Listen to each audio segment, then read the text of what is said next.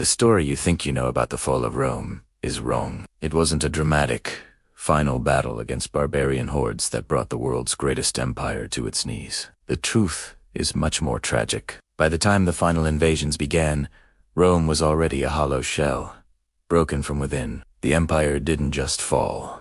It collapsed under the weight of a single, fatal mistake it made while desperately trying to save itself. At its absolute peak, the Roman Empire was a world unto itself. It governed more than 60 million people, a staggering portion of the entire global population. Its dominion spanned 3 continents, uniting countless cultures under one flag. From the foggy hills of Britain to the sun-scorched deserts of the Middle East, Rome's power was absolute. Cities of stone rose from the ground.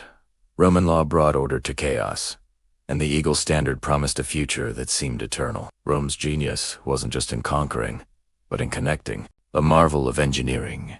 Its vast network of roads linked the furthest corners of the empire back to its heart. Along these stone arteries flowed soldiers, goods, and messages, traveling faster than ever before in human history. These roads didn't just move armies, they unified the empire, creating an illusion of total, unshakable control. Roman law was just as revolutionary, introducing concepts of citizenship and legal rights that would shape the world for centuries to come. To the people living under its rule, the empire felt permanent, a force of nature, too vast and organized to ever fail. From the outside, it was a fortress of marble and might.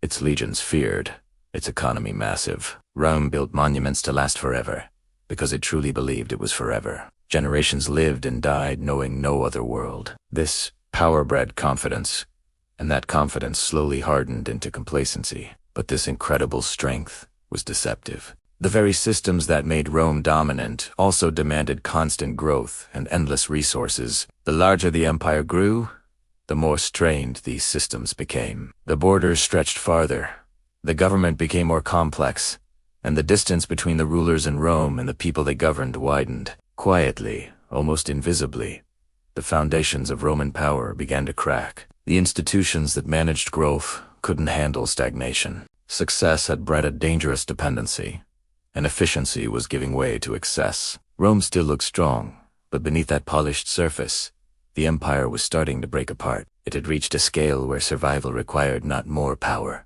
but more wisdom. Unfortunately, the habits that had built the empire were now pushing it toward its own destruction. The core mistake was brutally simple. Rome expanded faster than it could control. Each new province brought land, cities, and people under its rule. And for a while, this looked like pure strength. Conquest brought in wealth and prestige, reinforcing the idea that growth was the answer to every problem. With each victory, Rome's leaders assumed the same old systems would just keep working, no matter how big the empire got. But this endless expansion had a hidden, deadly cost. Every new territory needed soldiers to defend it, officials to govern it, and resources to maintain it. Armies were stationed thousands of miles away, far from the political heart of Rome. Governors were sent to rule massive regions with almost no oversight. The once tightly managed republic was slowly morphing into a sprawling, overstretched machine. Rome's leaders treated expansion not as a phase, but as a permanent solution. When problems like economic strain or unrest appeared, the answer was always more conquest. But expansion without stability isn't strength, it's just strain. As the borders grew, Rome's ability to react to crises weakened. A message that once took days to travel now took weeks, or even months. Decisions made in Rome were often useless by the time they reached the frontier. This forced local commanders and governors to act on their own, making choices that served their personal interests, not the empire's. Power, once held tightly in Rome, began to splinter. Provincial governors started acting like kings. They commanded armies, collected taxes, and administered justice with little to no interference. Corruption became rampant, easy to hide in distant provinces where no one was watching. The sheer size of the empire turned governing into a nightmare. Laws were impossible to enforce equally across such different cultures and economies. Loyalty to the idea of Rome faded, replaced by loyalty to local leaders who held real, immediate power over people's lives. Rome was no longer steering its own destiny. It was just reacting to one crisis after another, spending all its energy trying to hold itself together. The very expansion that had once been its greatest source of pride was now a crushing burden. The empire was still huge, still impressive, but it was straining under its own weight, struggling not to advance, but simply to survive. To defend its vast borders, Rome made a choice that seemed logical at the time,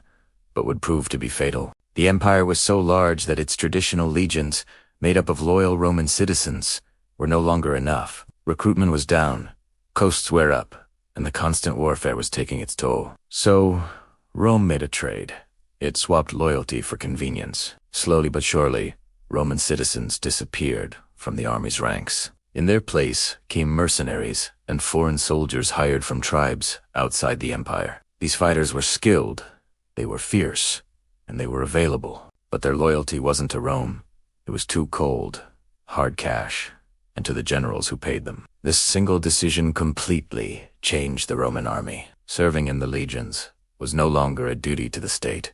It was just a job. These soldiers fought for a paycheck, not for the glory of the empire. If their wages were late, or if a rival general offered them a better deal, their loyalty vanished. Rome had built an army that it could rent, but could never truly own. The consequences of this became devastatingly clear. Generals became political power brokers, using their private armies to interfere in politics, install their own emperors, and settle scores with rivals. The legions, once the guardians of Roman stability, became the primary source of its chaos. When real crises hit the frontiers, this fatal weakness was exposed. When Rome needed unity, it found division. When it needed discipline, it had to negotiate with its own soldiers. Some mercenary troops simply defected to the enemy. Others refused to fight. Many just stood back and calculated whether defending the empire was still worth their while. Rome hadn't lost its military power on paper, but it had lost the soul of its army.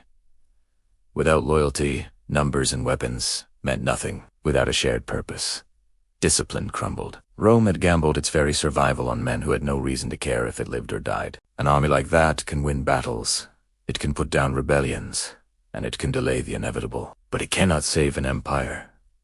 When loyalty becomes a commodity you can buy and sell, survival becomes temporary. From that moment on, Rome was living on borrowed time, held together not by commitment, but by convenience. To defend its borders, the Roman Empire made a decision that seemed practical, even unavoidable. The empire had grown vast, stretching from the misty frontiers of Britain all the way to the deserts of the Near East. An immense territory like this demanded a constant military presence. Forts needed to be manned, borders patrolled, rebellions suppressed, and invasions deterred. But the traditional Roman system, which relied on legions of citizen soldiers bound by duty, was breaking down. Recruitment was declining because warfare was no longer a temporary duty, but a permanent, grinding profession. The costs of maintaining these armies skyrocketed, and the burden weighed heavily on a population already strained by taxes and instability. Faced with these pressures, Rome chose expediency over loyalty. Gradually, Roman citizens started to disappear from the ranks of the legions. In their place came mercenaries, auxiliary units, and foreign recruits drawn from beyond Rome's borders. Many of these new soldiers were seasoned fighters, hardened by life on the frontiers. They were skilled, disciplined, and more than capable in battle. On the surface, this solution worked. The borders were defended, the armies stayed full, and Rome appeared secure. But beneath this appearance, a dangerous transformation was taking place. These soldiers didn't fight for Rome as an idea or an ideal. Their loyalty wasn't rooted in a shared identity, citizenship, or faith in the empire's future. It was tied to their pay, to promises of land, and to the personal authority of their commanders. This shift, quietly but completely altered the nature of Rome's military. Service stopped being a civic obligation and became a simple transaction. Soldiers fought not for the survival of the empire, but for their own survival, for reward, and for personal advancement. When wages were delayed, when conditions got worse, or when a rival commander offered better terms, their allegiance simply dissolved. Loyalty became conditional, something that had to be constantly purchased rather than just assumed. Rome had created an army that was efficient to hire, but impossible to trust. And over time, the consequences of this became impossible to ignore. Generals accumulated enormous power because they knew their troops answered to them personally, not to the state. Armies became political tools, used to elevate emperors, intimidate rivals, and settle disputes through violence instead of law. The legions, once the stabilizing backbone of the empire, increasingly became a source of instability and fear. As pressure mounted along Rome's frontiers, this fragility was exposed. When unity was required, division prevailed. When discipline was needed, negotiation replaced command. Some soldiers even defected to Rome's enemies. Others simply refused to fight. Many just stood back and calculated whether Rome was still worth defending at all. The empire hadn't lost its military strength on paper, but it had lost its foundation. Without loyalty, numbers meant very little. Without a shared purpose, discipline, Rome had entrusted its survival to men who had no lasting reason to care if it survived. An army like that can defend borders for a while. It can win battles, suppress rebellions, and delay a collapse. But it cannot preserve an empire. When loyalty becomes optional, survival becomes temporary. From that moment on, Rome's power was living on borrowed time, sustained not by commitment, but by convenience. At the same time, something was rotting at the very heart of the empire, its political system. In Rome, power gradually stopped being a duty performed in service of the state and became a prize to be seized by whoever could hold it the longest. The position of emperor was no longer defined by responsibility or legitimacy, but by raw survival. Authority didn't rest on law or consensus, but on force, fear, and temporary alliance. As a result, emperors rose and fell with alarming speed. Some managed to rule for years, maintaining a fragile balance between the army, the Senate, and the people. But others barely had time to issue their first decree before being removed. A reign could last for months, weeks, or even just a few days, cut short by betrayal or assassination. Stability became the rare exception, not the norm. Elections, once so central to Roman political life, faded into a big decisions were no longer made in civic institutions but behind closed doors, in military camps and palace corridors. Assassination replaced succession. Power changed hands, not through legitimate means, but through bloodshed. And each violent transition weakened the authority of the office itself, making every new ruler seem temporary and vulnerable from the start. Loyalty, which was once rooted in a shared identity and duty to Rome, became just another commodity. Soldiers pledged allegiance to whoever paid them more. Officials supported emperors not because they believed in their leadership, but because they were calculating their own personal advantage. The very idea of serving the empire was slowly replaced by serving individual ambition. With trust gone, governance became nearly impossible. Laws were ignored or reversed with each new ruler. Long-term planning completely vanished. Provinces lost faith in the central authority and began acting independently, protecting their own interests rather than those of the empire as a whole. Rome still possessed immense power, but it no longer had any cohesion. The greatest danger to Rome wasn't coming from foreign enemies waiting beyond the borders. It was coming from within. Rome wasn't under siege. It was unraveling. Its leaders fought each other for control of a system that was already failing, and with every act of betrayal, they only accelerated its decline. By the time external threats finally began to press hard against Rome's frontiers, the empire's political structure was already hollow. Its leadership was unstable, loyalty was transactional, and authority was fragile. Rome wasn't defeated from the outside. It collapsed under the weight of its own internal decay. When the invasions finally came, Rome was exhausted. Its borders were weak. Its armies were divided. Its leadership was fractured. The so-called barbarians didn't destroy Rome. They simply pushed over a structure that was already collapsing. Rome didn't fall in a single, dramatic moment. It faded. And that brings us to the lesson. Empires rarely collapse because of enemies outside their borders. They collapse when maintaining power becomes more important than governing wisely, when expansion replaces stability, when loyalty is bought instead of earned.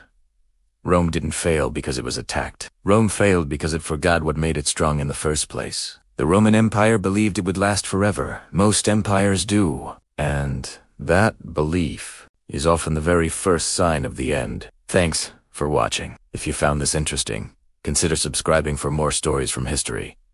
We'll see you in the next one.